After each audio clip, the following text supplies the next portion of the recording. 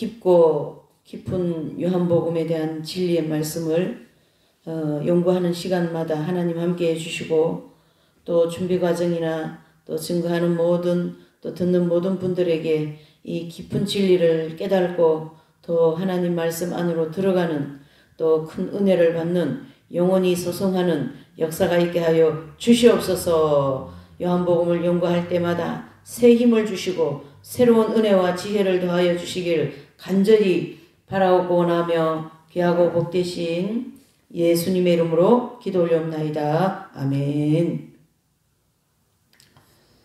네, 이제 또 이 오후 예배 시간에는 이제 요한복음을 이제 우리가 함께 또 나누고자 합니다. 이제 지난 시간까지는 이제 로마서 11장까지 나갔었어요. 네, 로마서 11장. 그리고 이제 로마서 11장까지 나갔고 12장부터는 이제 16장까지는 이제 우리가 어떻게 살아야 된다. 빛된 삶에 대해서 쭉 기록해주고 있어요. 그래서 이제 로마서는 11장까지만 이제 마감을 하고 이제 이 시간에 요한복음 강의를 이제 지난번부터 요한복음 강의를 하려고 마음을 먹고 있었어요.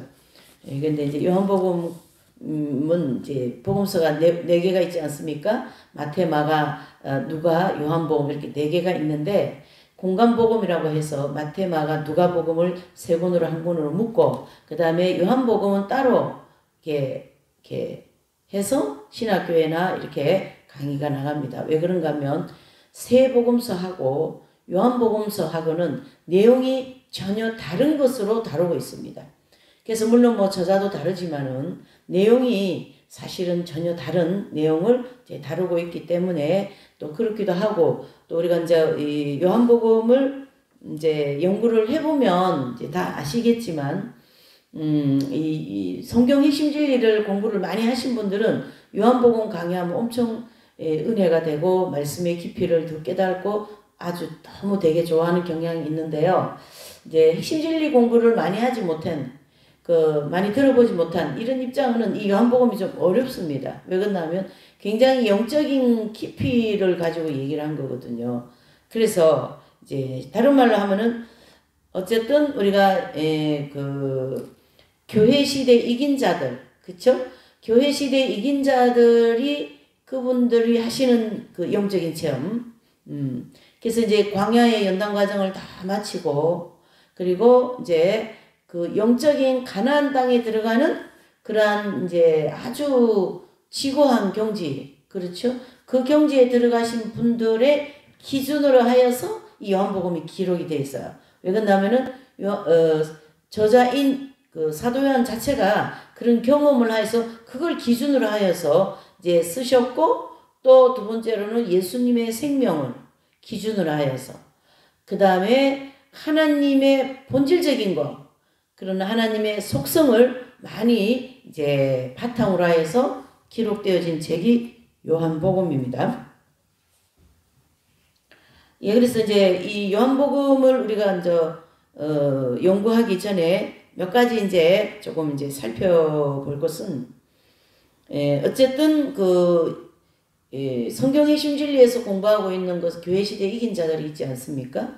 그 진리가 더 잘 정돈되어 있을 때 요한복음은 더 잘 이제 알 수가 있고 또 이 성경 전체를 체계적으로 정리해주는 복음이 바로 이긴 자들 복음이거든요. 그러니까 이제 오해하시면 안 되고요. 이긴 자들 복음이라는 건 뭐냐면 사도 요한같이 영적으로 깊이 들어간 분들의 기준으로 복음서가 다 기록되어 있는데 그 중에 특별히 이 요한복음은 그걸 집중적으로 다루고 있다. 그 얘기입니다. 이게 굉장히 그 성장론을 중심으로 해서 이제 이 요한복음을 보면 더 이해가 잘 됩니다.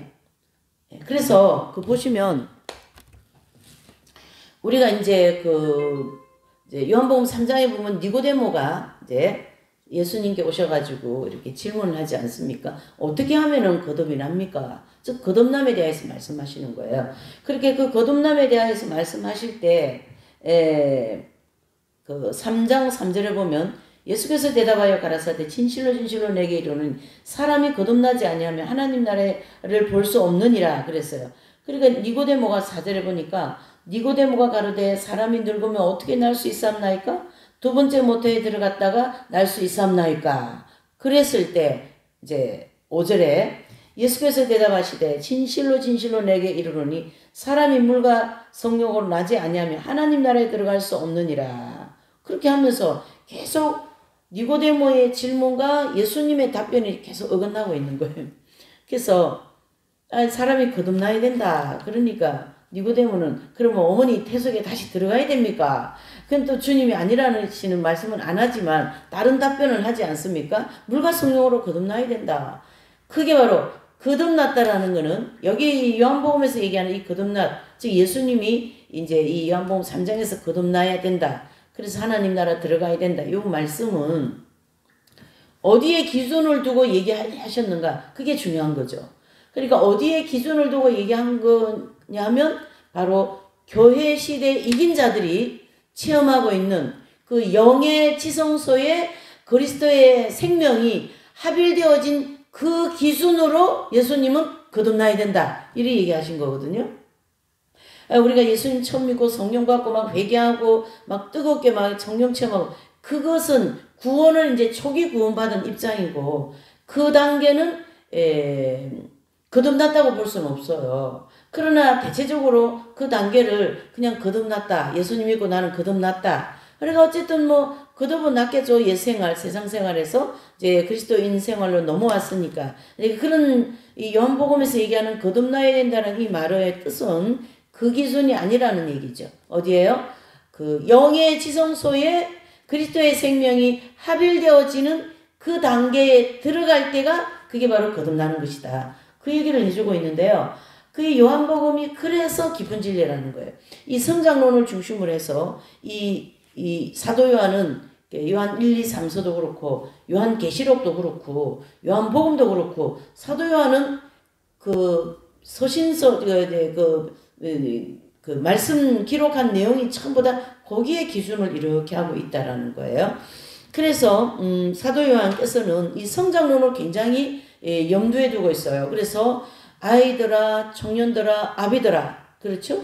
그 다음에 계시록에서는 검은 것 하는 소리, 천둥번개 나는 소리, 그 다음에 물소리, 이렇게 자꾸 뭔가를 세 단계를 나눠 놓고 있는데 바로 아이들의 단계는 이제 예수님 믿고 이제 성령 받고 말이죠. 물론 뭐 옛생활에서는 거듭은 났지만 또 우리가 신앙생활을 하면서 옛생활에 돌아가고 죄 짓고 정욕생활에 하고 뭐 그런 옛생활을 거듭 하잖아요. 그런 것은 그냥 성령 충만 받고 초기 구원을 받은 거지 거듭났다라는 단어가 맞질 않아요.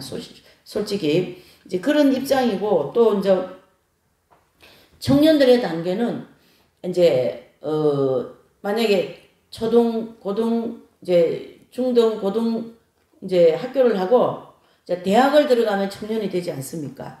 그와 같은 영적인 단계다. 그렇게 보시면 됩니다. 그래서 하나님의 말씀이 천둥번개같이 턱 들리는 거예요. 그러니까 하나님 말씀이 이 천둥번개 같은 하나님 말씀을 지켜야지 지키지 않으면은 하나님 앞에 혼날 건데 이런 어떤 말씀을 지켜야 되는 부담과 함께 또 정욕과 함께 늘 우리가 이 광야에서 지금 막 싸우면서 가지 않습니까? 안 되는 것 때문에 되면은 되는 대로 또 교만하고 안 되면 안 되는 데 때문에 또 이제 범죄하고 뭐 그런 진대양난에서 조금씩 연단받아가면서 이근염에 향하여 가고 있는 거거든요. 이제 그런 단계들이 청년의 단계. 그 다음에 아비들의 단계는 아브라함을 기준으로 볼 때 75세에 아브라함이 이제 출애굽 즉 구원을 받지 않습니까? 이제 그게 초기 구원이고요. 그 다음에 85세에 칭의 경험을 하는 거거든요. 그 칭의 경험이 바로 청년의 단계라는 것이죠.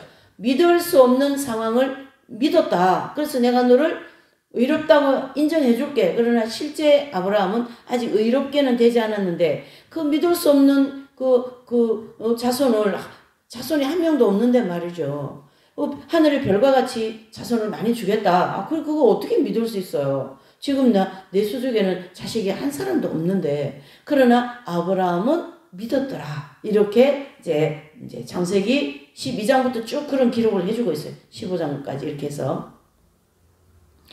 그래서 그 단계는 바로 칭의 경험, 즉 의롭다고 여김을 받는 믿음으로 그 단계인데 실제는 안 됐잖아요. 그 단계를 청년의 단계다 이래 보고, 그 다음에 이제 아비들의 단계는, 이 아비들의 단계는요, 아브라함의 단계를 보면 이제 99세 때 이삭을 바치지 않습니까? 그 이삭을 바치고 난 다음에 하나님께서 아브라함에게 너는 나 앞에서 완전하다. 이 완전함에 대한 그런 인정을 받는 그런 이제 단계가 오는 거죠. 그게 바로 99세 때 아브라함은 즉 아비들의 단계, 즉 신앙의 완전한 성숙한 단계에 즉 들어갔다 이렇게 얘기하고요. 그 다음에 이제 요한복음 3장에서 물과 성령으로 거듭난 단계가 아브라함을 기준으로 볼 때 99세에 완전히 거듭났고, 그 다음에 요한복음 7장에 보면은 물과 성령 4배에서 생수의 강이 흘러넘치리라 이런 어떤 그 깊은 영적인 체험에 대해서 말씀하고 있거든요. 그것을 이제 그 단계에 들어간 단계를 아비들의 단계다 이렇게 볼 수가 있는 거죠. 그리고 계시록에도 물소리, 검은 것 타는 소리, 천둥번개 이런 3단계의 소리를 가지고 말씀한 거는 하나님 말씀을 알아듣는 그 척도가, 하나님께서는 쉽게 얘기해서 정과 욕심을 십자가에 못 박으면서 살아야 된다 이런 이제 성경 말씀을 많이 우리에게 주시지 않습니까? 세상의 육신의 정욕, 안목의 정욕, 이생의 자랑을 십자가에 못 박으면서 살아야 된다. 골로새서 3장 5절에는 땅에 있는 지체를 죽여라. 땅에 있는 지체는 우상 숭배다. 이런 여러 가지 이 육신에 관계되는 내지는 영적인 거에 대한 정확한 구분을 해주고 그거를 십자가에 못 박고 육체를 거슬러 싸우는 영혼을 거슬러 싸우는 육체의 정욕을 제어하라. 이런 어떤 강력한 말씀을 바울께서 하시거든요. 이제 그런 육체의 정욕을 제어하면서 그 광야 연단 과정을 받으면서 그렇게 이제 가다가 보면 하나님께서 아브라함에게 99세 때 그런 길을 열으신 것처럼 그렇게 아비들의 단계에 들어간다 이런 뜻인데요. 그 단계가 바로 검은 것 하는 소리, 즉 하나님께서 무슨 얘기를 하시면 그대로 하나님 뜻 중심으로 다 알아들으시고 그 말씀에 그대로 순종하거든요.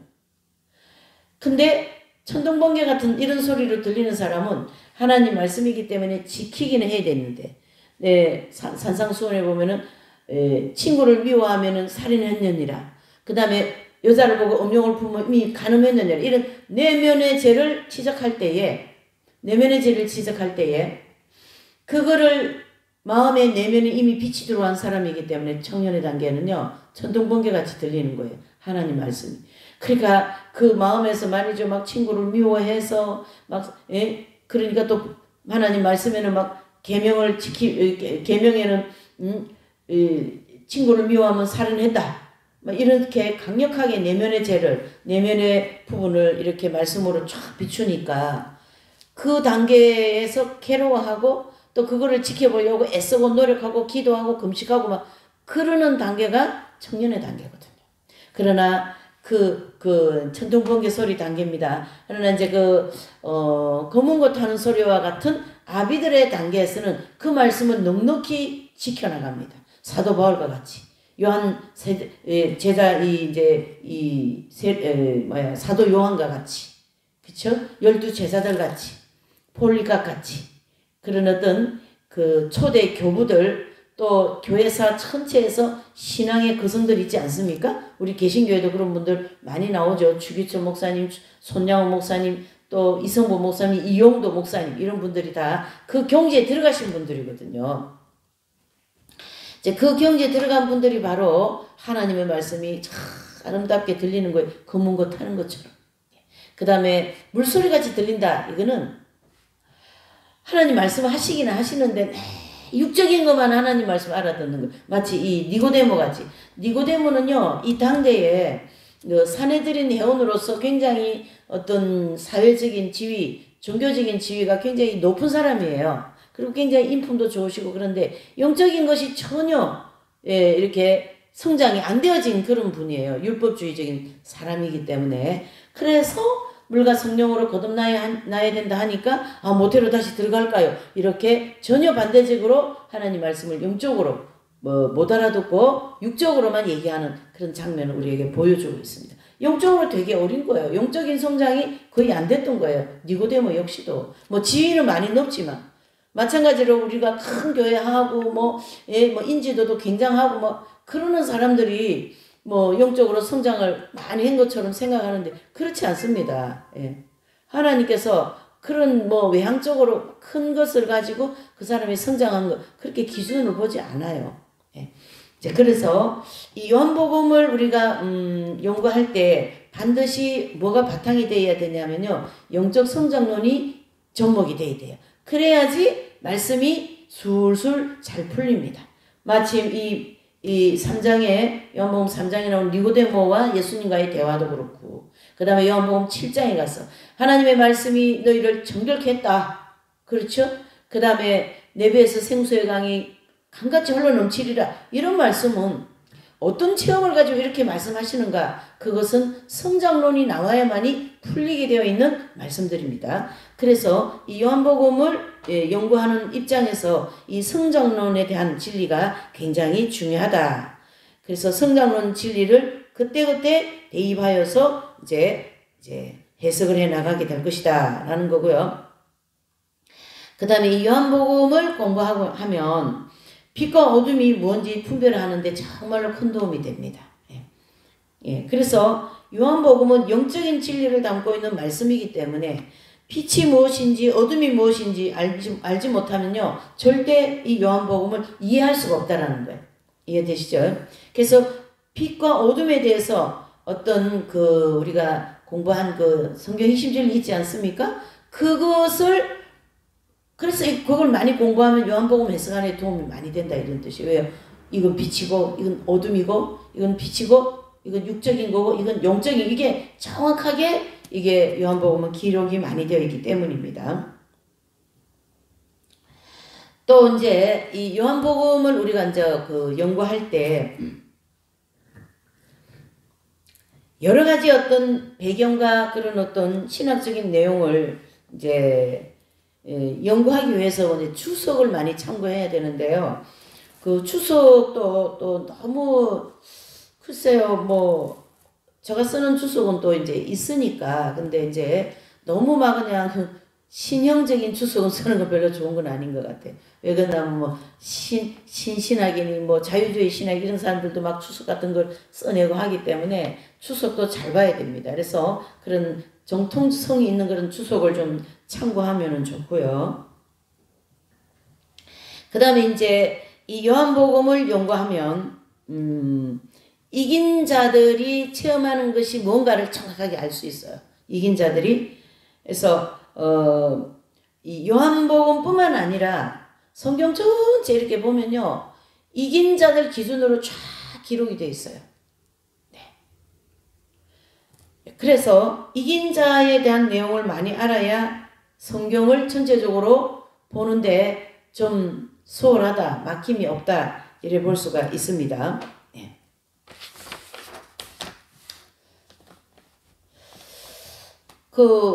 가톨릭에서 나온 책이기는 한데요. 우리 개신교 성도들도 많이 보시더라고 책을요. 좀 영적 생활하고 영적인 데 관심이 많은 분들은 그런 책을 주로 다 기본적으로 다 가지고 있습니다. 무슨 책이냐면 마리아 발도르타 책이라는 마리아 발도르타라는 분이 하나님이시여 그리스도시라는 책을 이렇게 쓰셨어요. 그리고 그 책을 보면 예수님의 행적을 아주 세세하게 기록해놨는데 그게 주가 되면 안 되고요. 그냥 참고로 한번 볼 수 있어요. 그러니까 이름이 명확하지 않다. 좀 내용 배경이라든가 환경이 좀 더 명확하지 않는 그런 때 조금 그 부분을 보면 아주 시원하게 명확하게 기록해 놓은 내용들이 있습니다. 그러나 늘 그걸 참고하면 안 됩니다. 그냥 필요할 때 한 번씩 참고한다 이런 뜻입니다. 자, 그 다음에 이제 요한복음을 해석하기 위한 사전에 좀 얘기를 했고요. 그 다음에 이제 요한복음에 대한 이제 서론에 보면 이제 첫 번째로는 이 요한복음을 쓴 저자는 바로 누구십니까? 사도 요한이죠. 그래서 이 사도 요한은 그 세베대와 살로메의 아들입니다. 그래서 마가복음 3장 17절에 보면요. 세베대의 아들 야고보와 야고보의 형제 요한이니 이 둘에게는 보아느게 곧 우레의 아들이란 이름을 더하셨더라 그랬어요. 그래서 그 막 굉장히 아마 그런 영적인 파워가 그런 있었던 분들인 것 같아요. 그래서 야고보의 형제였던 요한은 예수님의 공생의 기간 동안 주님과 가장 긴밀한 관계를 가지고 있었어요. 그래서 우리가 이 얘기를 할 때 이렇게 이해를 해야 돼요. 어떻게 해야 되냐면 주님과 가장 긴밀한 관계를 했다라는 거는 예수님이 말씀을 하실 때 예수님 말씀을 잘 알아들었다라는 거예요. 마치 니고데모한테 거듭나야 되리라. 그러니까 어떻습니까? 아 그럼 내가 어머니 뱃속에 다시 들어가요? 이렇게 동문서답하면은 늘 예수님과 동고동락 하는데 얼마나 어떻게 답답해서 얘기하시겠어요, 주님이. 근데 사도 요한은 예수님과 동고동락 하시면서 예수님께서 무슨 얘기를 하면 잘 알아듣고 그 영적인 얘기도 이해를 잘하고 잘 받아들이고 또 적용도 잘하는 그런 아주 좋은 그러한 이제 바탕을 가지고 있은 분이 사도 요한입니다. 그 중에 이제 12제자 중에 3명을 데리고 변화산에 데려가지 않습니까? 사도 요한, 야고보, 또 베드로. 그러니까 이 베드로도 영적인 말씀을 잘 알아들은 거예요. 이런 어떤 배경을 우리가 잘 이해를 해야 됩니다. 그래서 뭐 세 사람이 예수님 마음에 들어서 물론 뭐 그런 것도 있었겠지만은 그런 어떤 차별적인 게 아니라 이 세 사람을 통하여 내가 하고자 하는 얘기를 활발하게 해도 되겠다. 왜? 잘 알아듣고 이해도 잘하고 영적으로 흡수가 잘 되니까. 그게 되게 중요하거든요. 우리가 성경을 읽을 때도 어떤 사람은 영적인 내용을 가지고 지금 계속 이제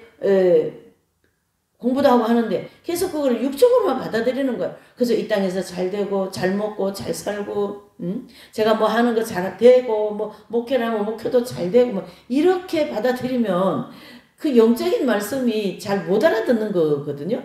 그러니까 이 3명의 제자는 그렇지 않았다라는 걸 우리가 참고로 알고 있어야 됩니다.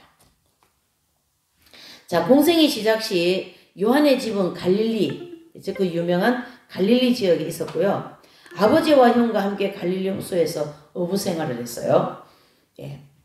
그 집안 사정은 그렇게 나쁜 편은 아니었던 것 같아요. 그래서 그 어부를 하면서 이제 종사하면서 아마 좀 그 세간이 좀 살림이 그렇게 막 궁핍하진 않았고 그냥만 살만했던 그런 집안이었고 같고요. 아버지와 형과 함께 갈릴리 호수에서 어부 생활을 했고 그 집안 사정은 그리 나쁜 편은 아니었습니다.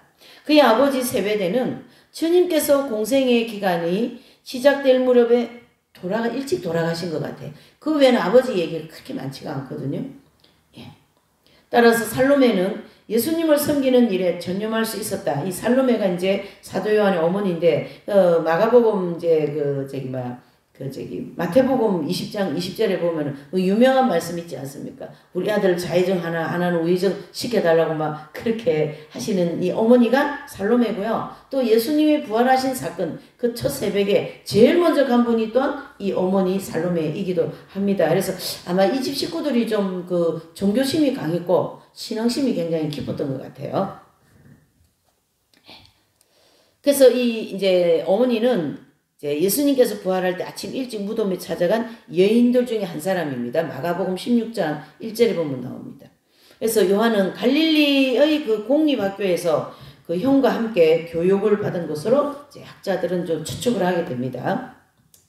예. 또 예루살렘에 여러 번 이렇게 들르고 그곳에 있는 그 지리도 굉장히 익숙한 그러한 이제 사도 요한이고요. 학창 시절이 끝난 다음에 형과 함께 아버지의 직업을 이렇게 이어받아서 아마 이제 거기서 종사를 한 것 같아요.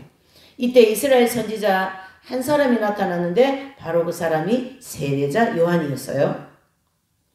그래서 세례자 요한이 나타나면서 그가 바로 세례 요한이었고 당시 사람들은 그를 가리켜 엘리야라고 믿었습니다. 그리고 마지막 예언의 말씀을 응한 것으로 사람들은 여겼어요. 그리고 신앙심이 깊은 이 야고보와 요한은 그 세례자 요한의 제자로 바로 등극을 합니다. 예. 참 신앙이 깊기도 하고 참 그 밭이 좋은 분들 같아요. 이 식구들이가. 예, 열심히 있는 그런 분들이 오늘 오전 예배 주님을 위하여 열심히 충성해야 됩니다. 그래야 생명의 면류관이 주어집니다. 그와 같이 참 열심히 말이죠. 그런 신앙의 이분들이 이제 생활을 하시는 분들 같아요. 그러니까 그 제자가 그 식구 중에 제자가 2명이나 나오죠. 참 쉬운 일이 아니면서 보통 복이 아닙니다. 큰 복을 받은 분들이라 이렇게 볼 수가 있는 거죠.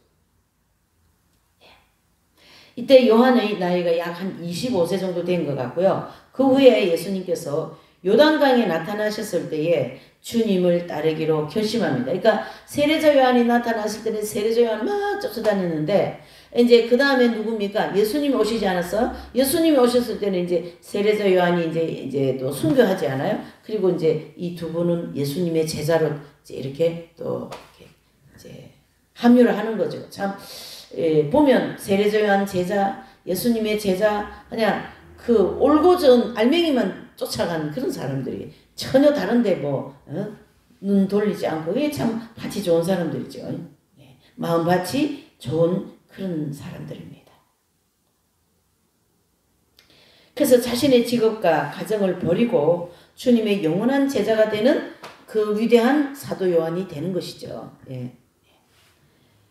그때 세베대와 살로메의 아마 완전한 동의를 받은 것으로 마가복음 1장 19절 20절 마태복음 4장 22절을 보면 그 부모님의 동의를 완전히 받고 예수님의 제자가 된 것으로 나온다. 이런 뜻이 되는 겁니다. 우리 마가복음 1장 19절 한번 읽어보실까요? 이제 마가복음 1장입니다. 1장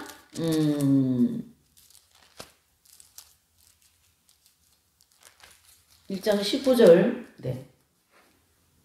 조금 더 가시다가 세베대의 아들 야고보와 그 형제 요한을 보시니 저희도 배에 있어 그물을 깁는데 곧 부르시니 그 아비 세베대를 싹꾼들과 함께 배에 버려두고 예수님을 따라가니라 그랬습니다. 그래서 아버지 세베대는 배에 앉아가 그물을 깃고 일을 하는데 예수님이 딱 부르자마자 이 배도 그 싹꾼들 이제 배에 일하는 사람들이겠죠. 그런 분들을 다 제쳐두고 예수님을 따라갔다.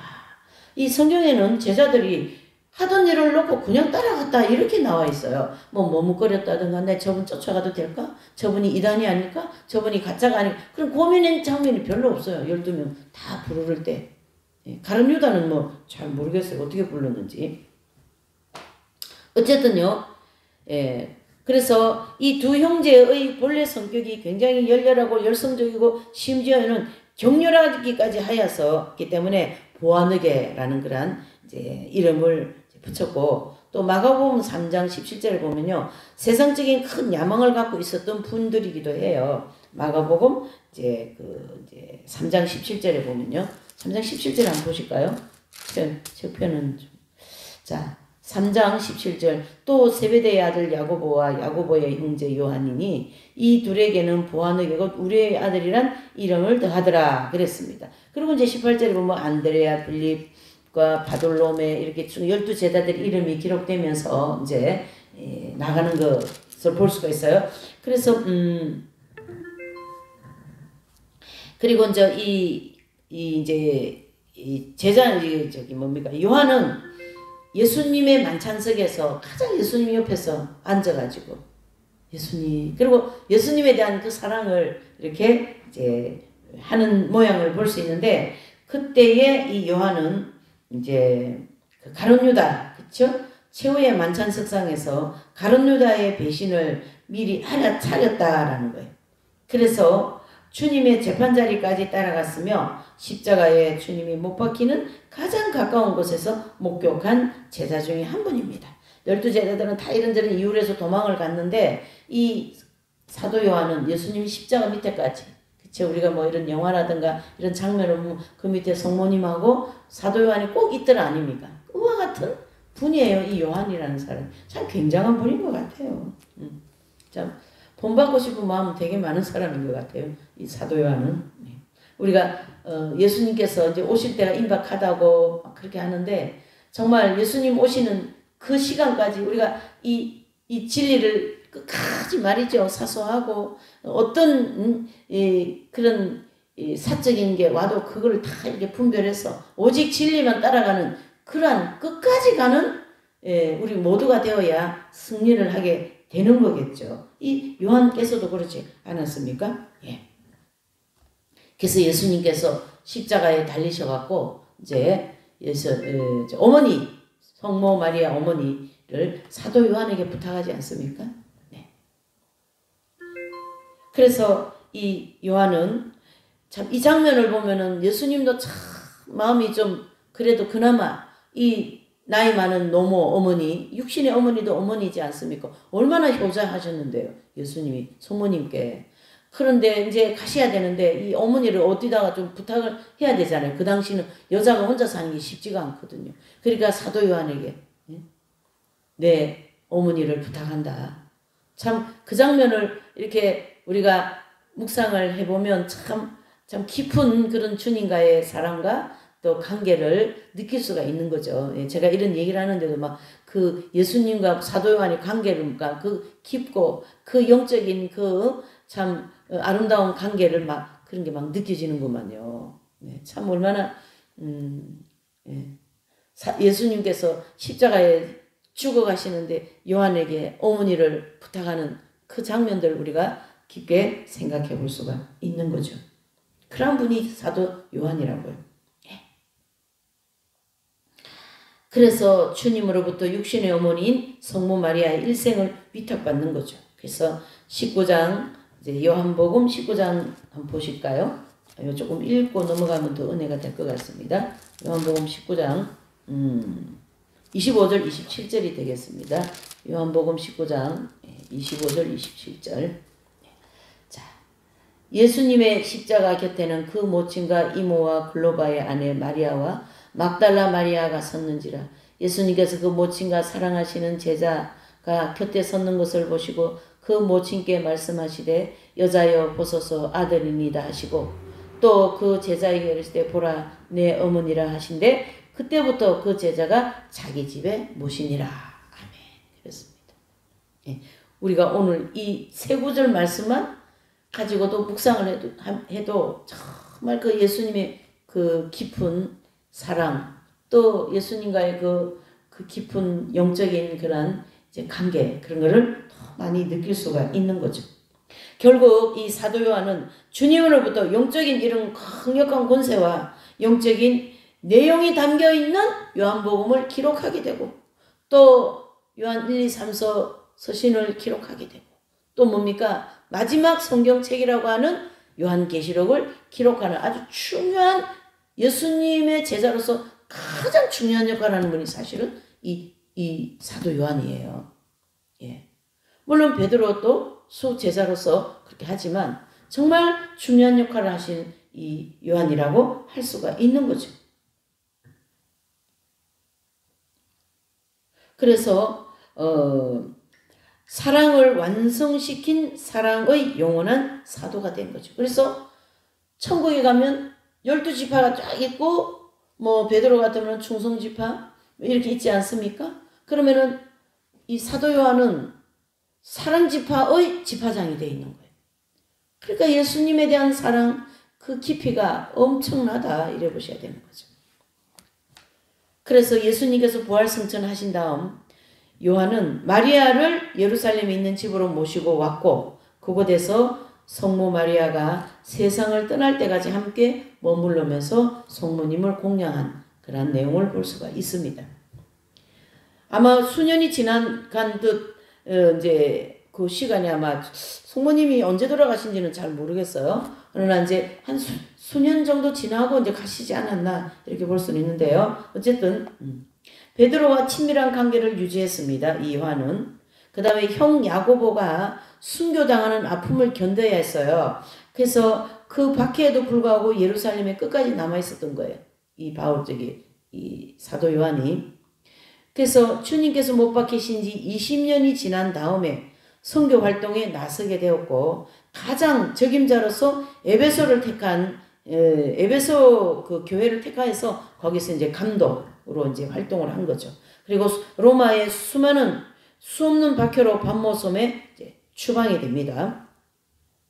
이곳에서 요한계시록을 받게 되고 계시록 1장 9절에 보면 기왕살이에서 귀한 후 에베소에 머물러 트라이아누스 통치시대 이 트라이아누스 이 사상은 이제 영지주의와 같은 사상인데 트라이누스라는 이 사상이 사람들한테 막 번지면서 이제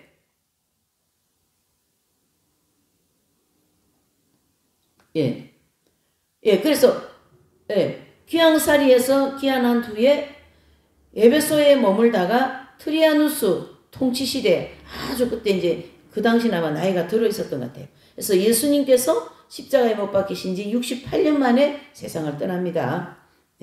요 내용은 이제 그 교부 제롬이라는 분이 이제 정리를 해 놓은 거예요. 그래서 68년 만에 세상을 떠났다라고 제롬은 말했다. 그가 죽은 해에 주 1세기 아마 98년경 경에 이제 추측이 된다 뭐 이렇게 말하고 있고요. 그 다음에 이제 두 번째로는 이제 이 요한복음을 기록한 목적이 있어요. 요한복음 기록한 목적. 요한이 그러니까 에베소 교회에 머물렀을 때 교회는 이렇게 좀 자리가 잡혀가고 있었대요. 그래서 영적 생활이 성숙하면서 진리에 대한 높은 차원의 견해를 이제 좀 요구하게 된 거죠. 좀 이제 영적인 깊이를 성장하고 그러니까 영적인 말씀이 좀 깊이 있는 말씀이 필요했다 이런 뜻이 되는 거죠. 그 당시에 이제 나옵니다. 아까는 트리아누스 여기는 이제 그 이단이 아니고 제가 말을 잘못했어요. 자 이제 여기 보시면 유대인이면서 이단이었어요. 이 케린투스라는 이제 라는 사람이 있었는데 이 사람은 유대인인데 이단 사상을 가지고 있었어요. 그래서 케린투스가 잘못된 사상을 유포하게 되었고 이런 사상의 흐름에 따라서 초대교회의 최대 이단의 영지주의가 나오게 됩니다. 지금도 뭐 지금이 아마 더 많이 이단이 창궐해 있죠. 그래서 뭐 굉장히 이단들이 많습니다. 지금 뭐 신천지에다가 뭐 하나님의 교회 그런 데다가 뭐 아주 거기들 청년들도 많이 있어요. 길 가다 보면은 뭐 이런 가지고 성경 공부 좀 해보자고 막 그렇게 얘기하고 막 그럽니다.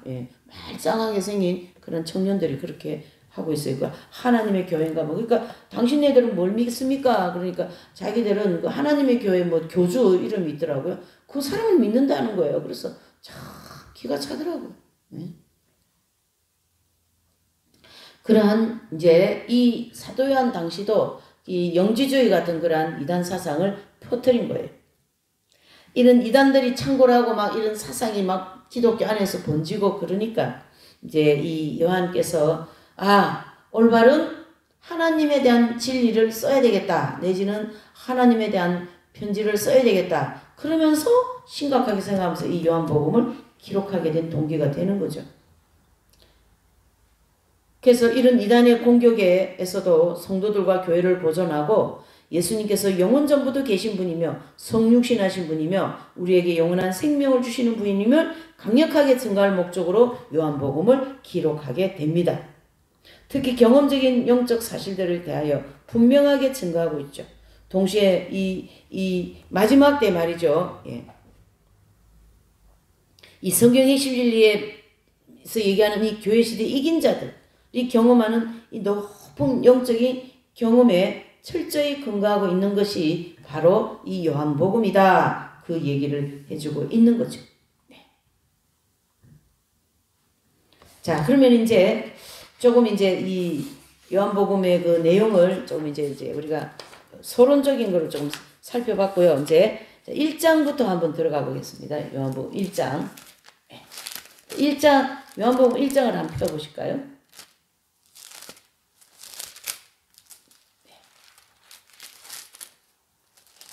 자, 요한복음 1장 1절에서 18절까지는요. 말씀이 육신이 되다 그 제목을 붙일 수가 있어요. 1장 1절에서 18절까지는 말씀이 육신이 되다 그랬어요. 그래서 우리가 1절을 읽어보실게요. 태초에 말씀이 계시니라. 이 말씀이 하나님과 함께 계셨으니 이 말씀은 곧 하나님이시니라. 아멘. 그래서 이 1절에 태초, 말씀 요걸 두 가지로 이렇게 가를 수가 있어요. 그래서 태초는 만물을 창조하기 이전에 하나님과 함께 계심을 강조함으로써 그 삼위일체의 하나님을 밝히고 있는 거예요.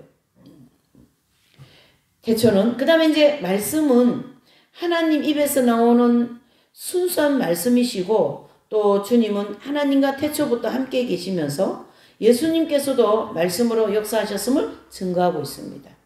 그래서 창세기 2장에 가서 보면은 이제 아담과 하와에게 이름을 지으라고 한번 말씀을 하시는데요.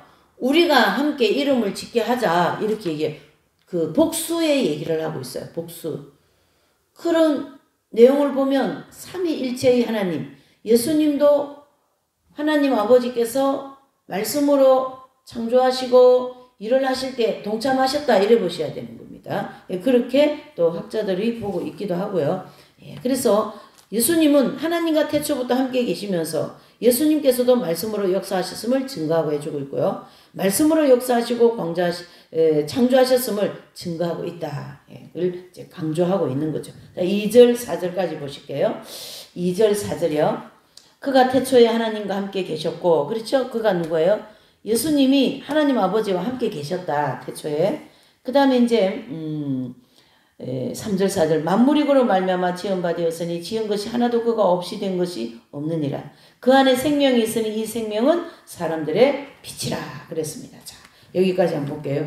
참 첫 번째 시작부터 범상치가 않죠. 그 안에 생명이 있다. 그렇죠? 예. 그 생명은 바로 사람들에게 빛으로 비춰지고 있는 거죠. 자, 2절을 보실까요? 그 예수님을 가리킨다. 즉 하나님과 하나 되심을 증거하고 만물도 예수님으로 말미암아 창조되었고 삼위일체심을 하나님의 창조나 예수님에 의해 창조와 같은 것이다. 그러니까 예수님, 하나님이 창조하실 때 예수님도 함께 일을 하셨다, 이래 볼 수가 있습니다. 자, 3절에는요 만물, 그렇죠? 모든 피조물을 가르치게 하고요. 주님은 창조의 근본이시다. 누구가요?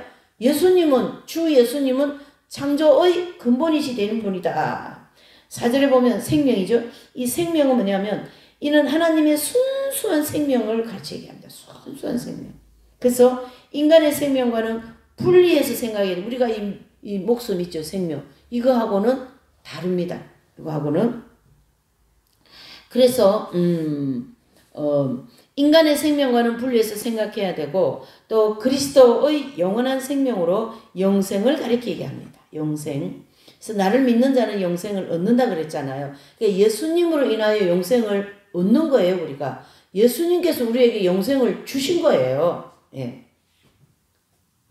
그래서 영원한 생명으로 영생을 가리킨다. 또 하나님의 영이시기도 하고요. 또 영과 생명은 같은 것이다, 이래 볼 수가 있는 거죠. 영과 생명은 같은 것이다. 예. 자, 그래서 사람들의 빛, 이것은 이 빛이란 어둠과 대비시킴으로 그리스도의 생명을 일컫는 거죠. 그래서 예수님의 생명은 빛이에요. 빛. 그렇죠? 예. 그래서 하나님과 예수님께 속한 모든 것이 다 빛입니다. 하여튼 하나님, 예수님, 성령님 삼위일체에게 속한 모든 것은 다 빛이에요. 빛. 예. 어둠이 전혀 없더라 그랬거든. 예수님이 이 땅에 오셨을 때에 이제 나옵니다마는 어둠이 전혀 없다, 이렇게 말씀하고 있는 거죠.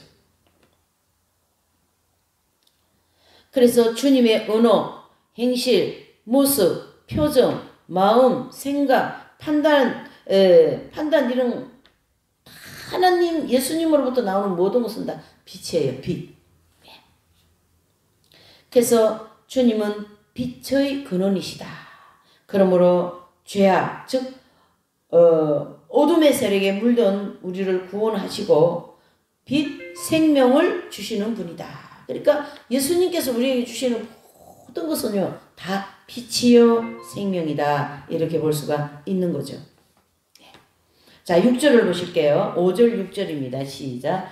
빛이 어둠에 빛이 되어 어둠이 깨달지 못하더라. 하나님께로서 보내심을 받은 사람이 나선 이름은 요한이라 그랬습니다. 자, 5절. 자, 어둠은 뭘까요? 바로 마귀에 속한 모든 것은 다 어둠이에요. 마귀에 속한 모든 건 다 어둠입니다. 예수님께 속한 모든 것은 다 빛이에요. 그래서 예수님은 이 땅에 오신 것 자체가 빛이 세상을 비추더라 이렇게 기록하고 있거든요. 빛이 뭐예요? 세상을 쫙 비추고 환한 거예요. 예수님이 이 땅에 오신 거는. 그러니까 인류 역사상 이제 우리가 이제 12월 달 들어왔으니 크리스마스 또 성탄에 대한 막 그런 이제 분위기가 막 여기저기서 살아나고 캐롤 같은 게 막 들리고 그러는데요. 예수님께서 이 땅에 이 인류 역사에 예수님 오신 것은 인류 역사의 최고의 축복이다 이래 보셔야 됩니다. 인류 역사에 예수님이 오시지 않았으면 인류는 가장 불행한 인류고 지구고 사람이 되는 거죠. 예수님이 오셨기 때문에 인류 전체가 축복으로 들어오게 된 거예요. 그 예수님의 십자가 안에 다 그 인류의 모든 하나님이 창조하신 모든 저 행성이라든가 달이라든가 별이라든가 뭐 저 돌뿌리 모든 것이 다 십자가 안에 다시 죽고 3일 만에 부활하신 게 바로 뭐예요? 생명으로 가는 길이 열린 거거든요. 그게 십자가의 도입니다. 그 일을 하시러 이 땅에 오신다 이 얘기죠. 그러니까 이 세상은 전체가 다 어둠인데 예수님이 오셔서 빛이다. 빛을 받았다. 이래 볼 수 있는 거죠. 그래서 이 마귀에 속한 모든 것이 어둠인데요. 마귀의 언어, 행실, 판단, 표정 등입니다. 우리를 어둠에 속한 사람이라고 성경은 정의를 내리고 있어요. 그것은 어둠에 속한 우리들이 주님의 빛을 알지 못함을 증거하고 있어요. 그래서 당시 유대인들은요, 예수님을 배척하고 또 막 십자가에 막 못 박은 죄를 막 범하고, 그것은 어둠이라는 증거를 해주고 있어요. 예수님 오셔가지고 정말 특별히 유대인들한테 고통을 많이 받지 않습니까? 멸시, 천대, 뭐 이사야서 53장 말씀 그대로 유대인들한테 다 받는 거거든요. 참 유대인들은 빛이 왔는데 어둠이 빛이 싫으니까 다 도망을 가버리고 말이죠. 그래서 결국 그 어둠이 뭉쳐서 예수님을 십자가에 못 박는 엄청난 일을 만들어내는 거죠. 자, 6절. 거기 6절을 보시면 이제 하나님께로 보내심을 받은 사람 이름은 누구라요? 요한이다 그랬어요. 그래서 이 사람은 세례자 요한을 가르치게 합니다. 6절에 얘기하는 요 분은 그래서 구약시대 마지막 선지자로 주님에 대하여 증거하는 사람이고요. 예수님의 첫 번째 길을 준비하신 분이지 않습니까? 네.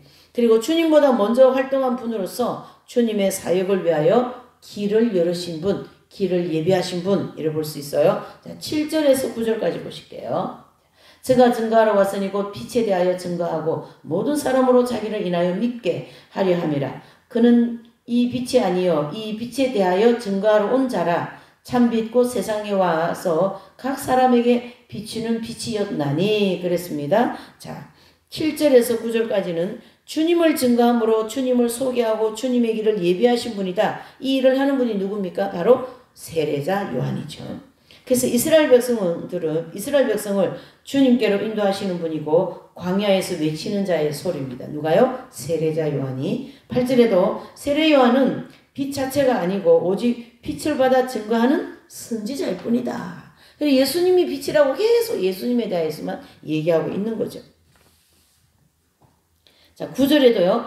참빛, 그렇죠? 이 참빛은 예수님을 가르치게 하는데요. 빛을 비추심으로 생명을 공급하시기 위하여 오신 분이 바로 주님이다. 예수님이 이 땅에 오신 것은 우리에게 뭐 주시려고요? 뭐 부자 되고 돈 많이 주고 큰 거 주시기 위해서 오신 게 아니라 생명 주시려고. 생명의 복음이라고 하지 않습니까? 요한복음. 그래서 우리에게 생명을 주시러 예수님이 이렇게 오셨습니다라고 요한복음 아주 명확하게 선명하게 말씀해주고 있는 거죠. 자, 11절에서 13절까지 그가 세상에 계셨으며 세상은 그로 말미암아 지은 바 되었을 때 세상이 그를 알지 못하였고 자기 땅에 오며 자기 백성이 영접지 아니하였으나 영접하는 자 곧 그 이름을 믿는 자들에게 하나님의 자녀가 되는 권세를 주셨으니 이는 혈통으로나 육종으로나 사람의 뜻으로 나지 아니하고 오직 하나님께로서 난 자들이니라. 아멘. 그랬습니다. 여러분 참 정확하지 않습니까? 그가 즉 세상 사람들은 주님으로 말미암아 창조가 되었는데 그러나 창조주를 알지 못 자기 주인을 알아보지 못한 거예요. 자기 주인을. 예, 참 유대인들이 어찌 보면 참 안타깝기도 한데요. 그것도 또 쉬운 일이 아니기도 하고 그렇습니다. 어쨌든 주인이잖아요. 예루살렘 성전의 주인이잖아요. 자기들의 율법의 주인이잖아요. 자기들이 그렇게 우리는 선별되어진 하나님의 선민이다 하는 그 하나님이 주인이 왔는데 그것을 못 알아보고 엄청난 인류 역사상 큰 죄를 범하는 민족이 되어버린 거죠. 참 그런 거 보면 참 아이러니하죠. 자기 주인도 못 알아보고 말이에요. 자 11절에 보면 자기 땅은 어디 땅이에요? 이스라엘 땅을 가르치게 하고 자기 백성은 이스라엘 백성을 가르치게 하고요. 영접치 않은 것은 주님을 십자가에 못 박음을 증거하고 있다는 얘기죠. 그래서 예수님은 결국 자기 민족에게 십자가에 못 박혀 돌아가시는 이런 참 아이러니와 함께 그 놀라운 역사를 볼 수가 있는 거죠. 이런 일을 만들어내는 분은 하나님만이 할 수 있는 일이에요. 인간은 도저히 그 지혜를 따라갈 수가 없습니다. 하나님만이 할 수 있는 일이죠. 자, 12절을 보시면 구원의 보편성을 말하고 있어요. 그러니까 예수님이 십자가에 못 박히는 것은 인류 만민에게 구원을 주기 위한 보편성을 말씀하고 있다. 그 얘기를 하는 거죠. 그래서 하나님의 자녀, 즉 출애굽 구원받은 경험이라기보다는 연단을 마친 후에 얻게 되는 영적 할례의 경험을 가르치게 한다. 연단받는 과정을 믿음으로 통과하게 되고 또 13절이 연단을 마치고 이긴 자의 경험을 얻게 되는 것을 혈통이나 육적으로 되는 것이 아니라 오직 어떻게 해요? 성령으로 된다. 우리가 예수님 믿으면 성령님이 우리에게 오시지 않습니까? 그러면은 우리가 죄짓고 막 그렇게 잘 못 살면 성령께서 안에서 왜 그렇게 하니 그리고 괴로운 마음도 주시고 깨닫게도 하시고 회개도 하게 하시고 기도하면서 은혜를 다시 회복하게 하시는 분이 누구셔요? 성령님이시죠. 그 성령께서 어떤 혈통으로 오신 겁니까? 우리 친척에 누구 통해서 오신 겁니까? 누구 훌륭한 사람 통해서 오신 겁니까? 아니에요. 어떻게 해요? 전혀 인간의 어떤 그런 것은 전혀 관여하지 않는 완전히 어떻게 해요? 하나님의 그 순수한 생명으로 오셨다. 그러니까 혈통으로 온 게 아니다 이 얘기죠. 혈통으로 온 게 아니다. 그런 의미로 이 본문을 보셔야 됩니다. 그래서 오직 성령의 도우심으로 예수님은 잉태를 어떻게 하십니까? 성령으로 오시지 않습니까? 인간의 관계를 통하여 오신 게 아니라는 거죠. 그러니까 혈통으로는 아무 관계가 없는 거예요. 순수한 하나님의 성령의 도우심으로 오셨다.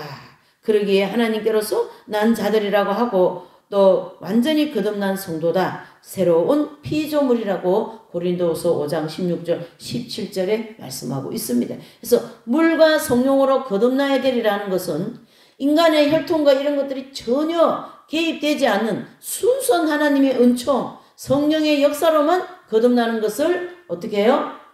물과 성령으로 거듭났다. 이렇게 말씀할 수가 있는 거죠. 그래서 사도 바울은 고린도서 5장 16절 17절에 새로운 피조물이라 이렇게 얘기하죠. 자 14절에서 18절까지를 보실까요? 말씀이 육신이 되어 우리 가운데 거하시며 우리와 그 영광을 보니 아버지의 독생자의 영광이요 은혜와 진리가 충만하더라. 요한이 그에게 대하여 증거하여 외쳐가로되 내가 전에 말하기를 내 뒤에 오시는 이가 나보다 앞선 것은 나보다 먼저 계심이니라 한 것이 이 사람을 가리킴이라 하니라. 우리가 다 그의 충만한 데서 받으니 은혜 위에 은혜로라. 율법은 모세로 말미암아 주신 것이요 은혜와 진리는 예수 그리스도로 말미암으로 온 것이라. 본래 하나님을 본 사람이 없으되 아버지 품속에 있는 독생하신 하나님이 나타내셨느니라. 아멘. 그랬습니다. 참 이 14절에서요 18절까지 내용이 너무나도 깊은 거고요. 인간은 전혀 거기에 개입이 되지 않은 순수한 하나님의 것을 중심으로 말씀하고 있어요. 그래서 여기 보시면 성육신의 이제 그 교리를 말씀하시는데 그 하나님께서 인간의 육신을 입으신 것이 예수님이다라는 거예요. 그러니까 인카네이션 하셨다는 얘기죠. 예수님은 하나님이신데 인간의 몸을 입고 오셨다 이 얘기예요. 살과 피를 가지고 계시고 화장실도 가셔야 되고 예수님 그다음 몸을 가지고 오신 거예요. 인간의 몸을. 이런 걸 논리나 과학으로 설명될 수 없습니다. 무조건 이거는 뭐예요? 믿음으로밖에 이해가 안 되는 거예요. 아니 사람이 그 인간의 어떤 관계를 통하여 사람이 다 태어나는 거지. 그런 아닌 동정녀 마리아를 통하여 예수님 오시지 않습니까? 이걸 거부하면은요 1번 2단이에요. 1번 2단. 예수님이 동정녀 탄생을 거부한다. 그게 잘못되었다. 그 안 믿는다. 그럼 그 1번 2단이에요. 그건 얘기할 필요도 없어요. 아주 2단 중에 1번 2단이다. 이 얘기지. 예수님은 어떻게 해요? 성령으로 오셨다. 혈통과 관계없다 이런 뜻입니다. 그래서 우리는 성령으로 오신 예수님은 인간의 논리나 이해로는 믿을 수가 없는 겁니다. 그래서 믿음으로밖에 이건 해결할 수밖에 없다. 그 얘기를 하는 것이고요. 또 그러기에 주님 안에 은혜와 진리가 충만하다는 얘기죠.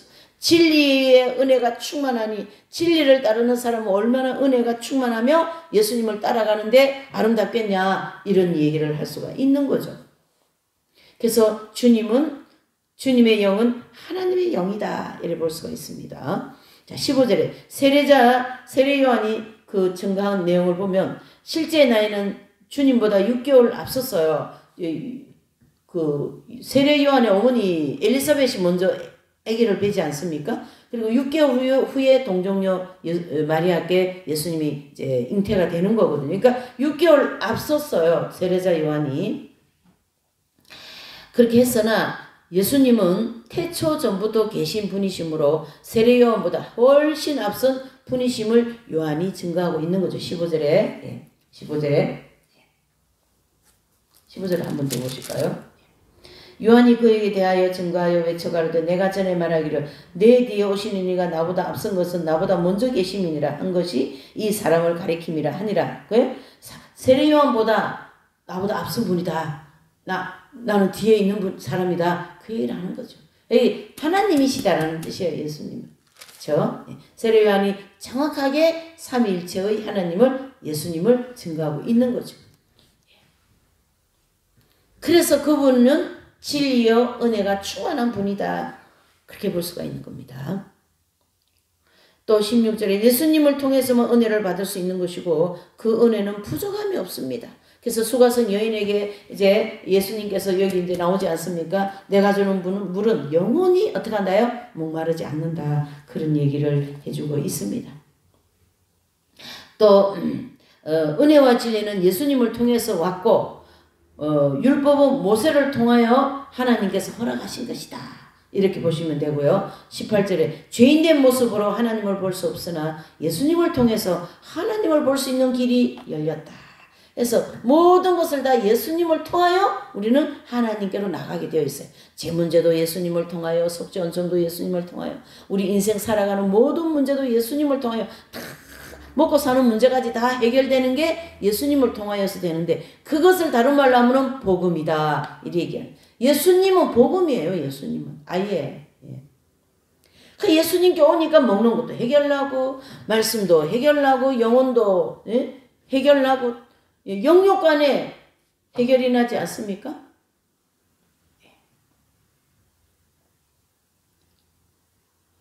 그래서 도저히 불가능한 하나님을 예수님을 통하여 볼 수 있는 길을 열어주신 분이 바로 하나님의 아들 예수 그리스도이시다.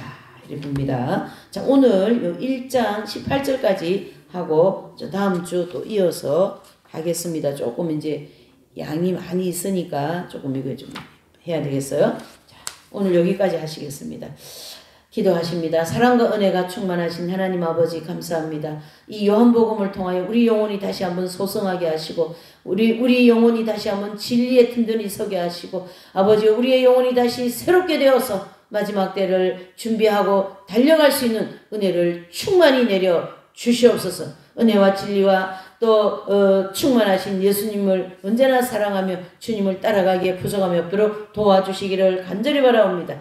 다음 주에 이제 전도대원과 또 사경 참목자 영성 집회를 놓고 기도 중에 있고 아버지여 지금 준비 중에 있사옵니다. 주님 함께하여 주시고 이번 이 참목자 영성 집회를 통하여 이 하나님의 생명에 대하여 더 정확하게 증거되게 하시고 이 전 아버지여 어둠에 속해 있는 모든 영혼들이 주님 앞으로 나오게 부족함이 없도록 축복하여 주시옵소서. 감사하며 예수님의 이름으로